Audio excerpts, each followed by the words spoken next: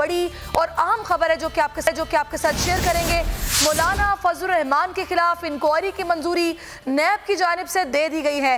मौलाना फजल रहमान पर आमदन से जायद असासों का इल्ज़ाम है और नैब ने मौलाना फजल रहमान के असासों की छानबीन करनी है। हमारे नुमाइंदे मोहम्मद नौमान हमारे साथ हैं, उनसे बात करते हैं। जी मोहम्मद नौमान, हमें इस हवाले से मज़ीद डिटेल से आगाह कीजिएगा।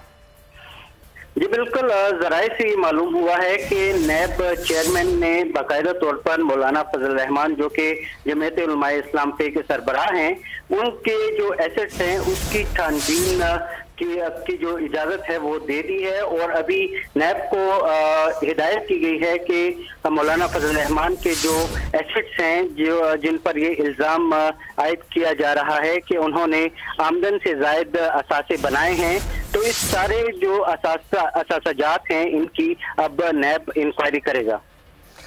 ठीक है, चेयरमैन नैब ने इंक्वायरी की मंजूरी दे दी है और अब नैब ही सारी इंक्वायरी करेगा। आमदन से जायद असासों का इल्ज़ाम है मौलाना फजल रहमान पर। मोहम्मद नौमान, बहुत शुक्रिया।